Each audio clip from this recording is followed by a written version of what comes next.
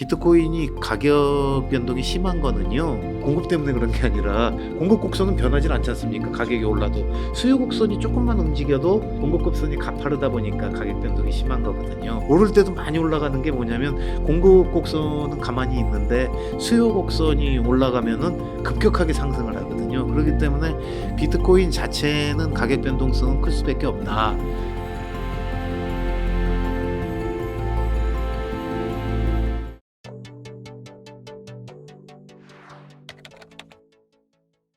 저는 비트코인에 누가 사겠다고 하면 뭐라고 얘기를 하냐면, 당신이 이렇게 일을 하고 캐시플로우가 나올 때 당신의 삶에 영향을 주지 않는 범위에서 꾸준히 살아. 꾸준히 살아. 예, 그래서 긴 저축 수단으로.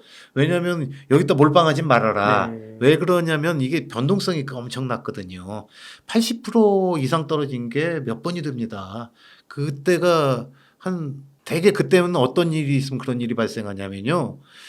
비트코인 거래소가 해킹을 당하거나 아니면 중국 정부나 뭐 한국 정부 뭐 이런 데서 법무부 장관 뭐 금지를 한다, 뭐 폐쇄하겠다고 한다거나 이러면은 이제 공포감에 올랐던 게 이제 막 80% 이상 떨어지고 그래요. 그렇기 때문에 80% 진짜. 이게 암만 확신을 해도 내 자신을 여기 어. 몰빵하고 있으면 견뎌낼 수가 없고 삶이 망가지거든요. 그렇기 때문에 누가 그걸 해낼 수 있겠습니까? 얼마나 많은 사람들이. 그래서 이제 조금씩 이렇게 사두라고 이렇게 얘기를 하는 건데 지금도 마찬가지예요. 오늘도 또 누가 물어보는데 저는 계속 DCA를 갖다 하라고 그랬는데 그래서 꾸준히 살아. 네. 꾸준히 살아.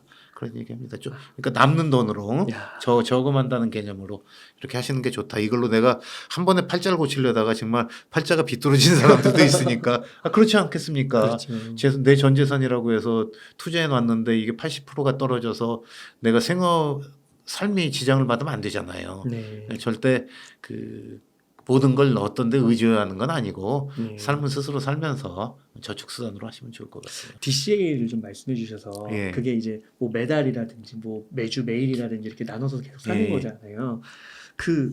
그런 질문을 좀 많이 하는 것 같아요. 오늘도 이제 보니까 저한테도 이제 카톡을 주는 게 이거 좀 물어봐 달라고 하는 게 비트코인이 너무 비싸니까 이더리움이나 다른 알트를 사는 게 낫지 않냐. 이더리움도 이제 5월에 ETF 통과된다고.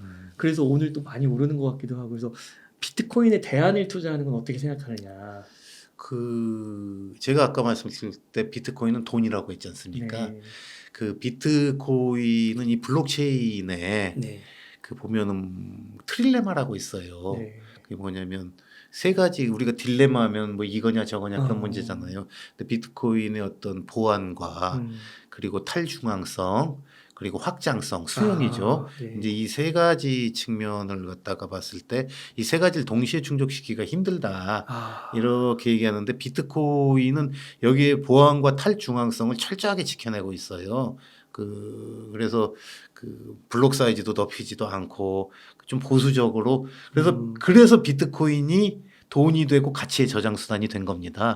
왜냐면은 사람들이 더 편하게 쓰고 더 이렇게 널리 쓰이게 하기 위해서는 뭔가 하나를 포기해야 되거든요. 근데 이더리움은 제 생각에는 탈중앙성을 포기하지 않았나. 그리고 왜 올해 이제 부텔린이 또 뭐라고 얘기했냐면 이더리움의 스케일링을 갖다 위해서 노드를 또 제한하는 방법을 또 제안했거든요. 그게 뭐냐면은 그러면 점점 중앙화되는 거 아니겠어요? 이제 그렇다고 하면은 비트코인은 지금 정부도 채택하고 많은 사람들이 채택하고 있지만은 금융기관도 채택하지만 근본은 뭐냐면은 탈중앙성에 있거든요. P2P. 왜냐하면 탈중앙성으로 인해 갖고 투명한 반감기가 계속 유지가 되고 왜냐하면 누가 이 코드에 관여를 못 하잖아요. 그리고 2140만 개라는 제한된 발행량이 유지가 되는 거거든요. 근데 이 부분을 갖다 포기한다 그러면은 비트코인처럼 가치 저장 수단으로 돈이 되기가 힘들어요. 예컨대 이더리움에 기반했던 유니스왑이라는 디파이의 핵심 그게 있는데 제가 옛날에 보고 나서 이게 무슨 디파이야 그런 생각을 했던 게 뭐냐면은 디파이라는 건 그냥 탈중앙 금융 아닙니까? 근데 미국 정부가 이렇게 싫어하는 코인을 삭제를 했어요. 거래상을 갖다가. 그래갖고 그게 뭐냐면은 그 탈중앙성 부분에 있어서 그 침해받을 수밖에 없다. 보안 그리고 비트코인은 보안 확실히 지금까지 유지되고 있지 않습니까? 제가 이거 이더리움이나 다른 코인들을 이렇게 비하하는 게 아니라 그 저는 그런데 혁신이 있다고 생각합니다. 왜냐면은 이제 근데 기술 기업하고 비슷하다고 생각하셔야 될 것 같아요. 그러니까 이더리움이라는 게 굉장히 좋은 기술 기업이 될 수도 있고 네. 그렇지만 그 탈중앙화된 돈은 아니다. 그러니까 저는 그 비트코인하고 코인을 이렇게 분류해 가지고 그 알트코인을 C코인이라고 하고 모두 사기라고 하는데도 찬성을 안 하거든요. 왜냐하면 비트코인은 경쟁자가 금이고 돈인 거예요.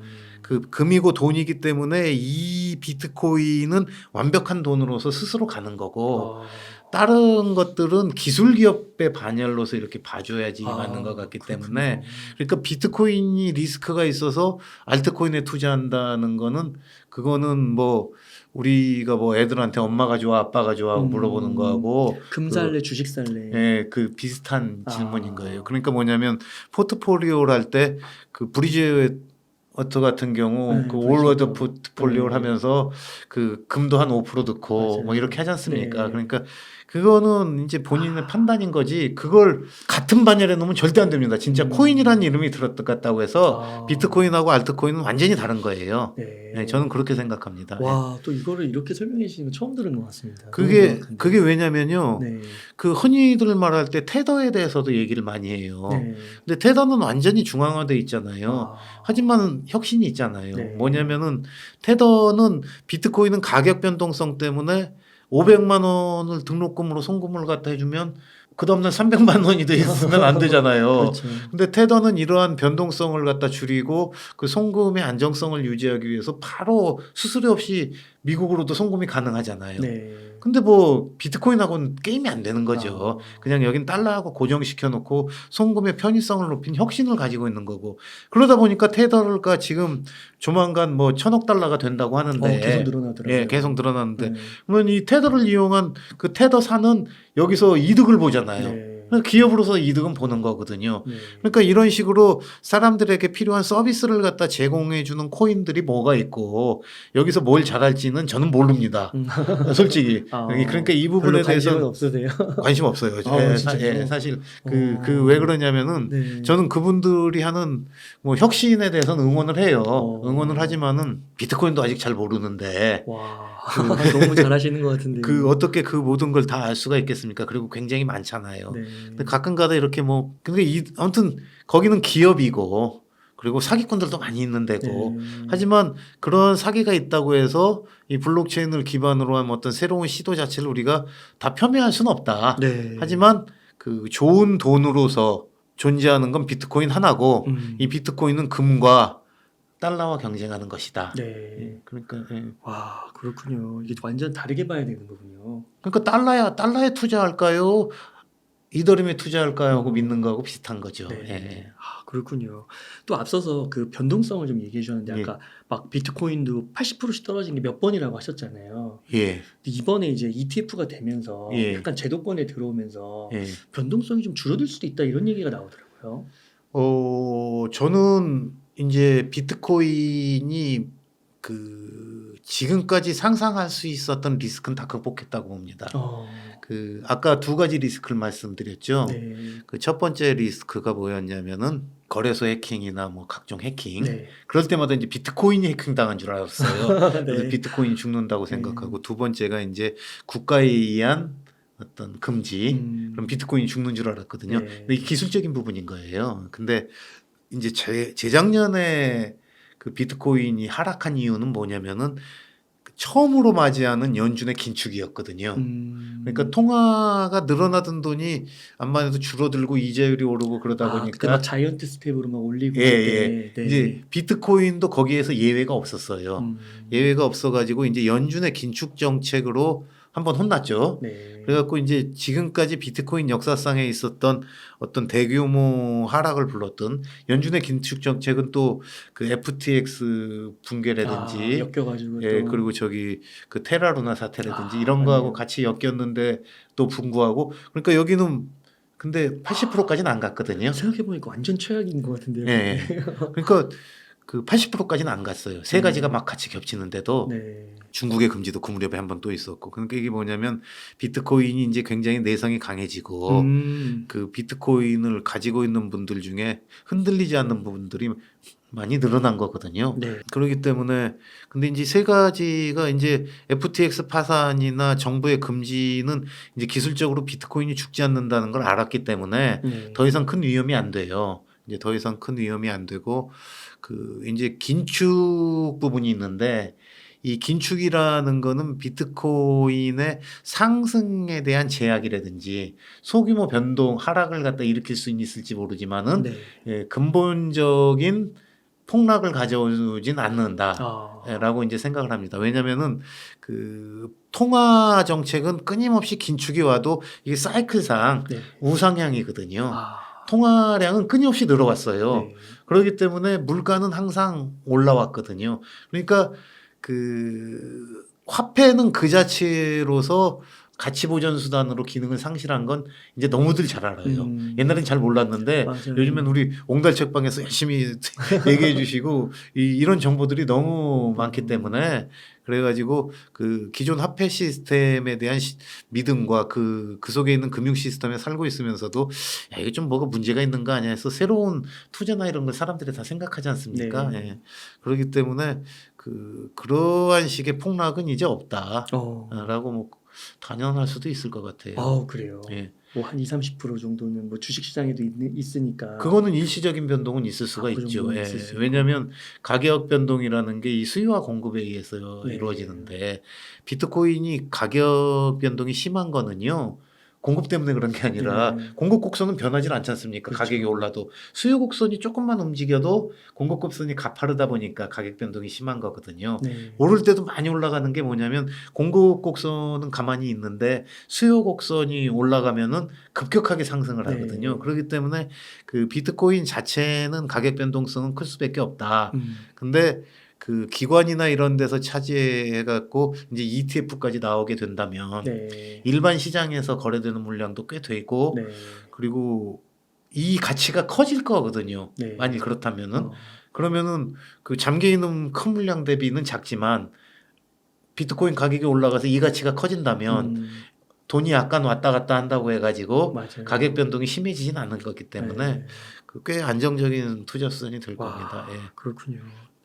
네. 그러면 또 한 가지 좀 여쭤보고 싶은 게 오늘 이렇게 ETF 승인됐다는 소식에 많은 분들이 이거 한번 진짜 오늘 난리 나는 거 아니야? 막 이렇게 기대하신 분들도 있었는데 만약에 통과된다면 근데 실제 통과가 됐는데 가격이 생각보다 많이 안 오르고 이더리움이 막 날아가고 아비트럼이 막 날아가고 막 그러더라고요. 그런 이유는 좀 뭐라고 보세요? 사실은 뉴스에 팔라고 그러지 않습니까? 맞아요. 네. 뉴스에 팔으라고 그러는데 오르긴 올랐어요. 네. 그러니까 이미 기존의 어떤 자본 시장의 관행이나 그 시스템적인 기존 거는 극복한 거거든요. 네. 기존 건 극복했는데 그 단지 뭐냐면은 알트코인이 더 많이 올랐다 이거거든요. 근데 그거는 그 비트코인의 문제가 있는 게 아니라 이 디지털 에셋 시장에 대한 그 미국 당국의 태도 변화. 어쨌든 간에 비트코인이 대장이잖아요. 아까 말했듯이 제가 이렇게 변화 완전히 다른 거라고 얘기는 했지만은 그렇기 때문에 이제 우리 대장이 저렇게 이제 꿋꿋하게 이제 드디어 인정을 받았다.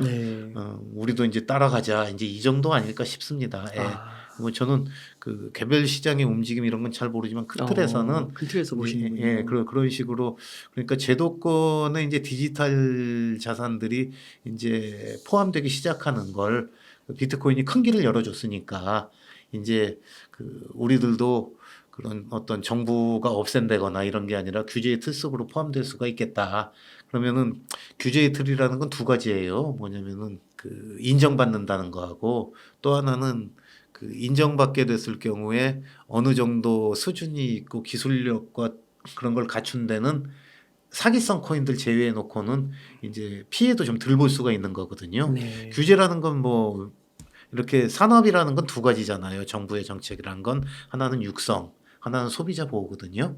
이제 그런 측면에서 그 소비자들도 좀 보호받을 수 있고 새로운 어떤 그 산업 육성의 기회도 만들어지지 않을까 이제 이런 생각을 하게 됩니다.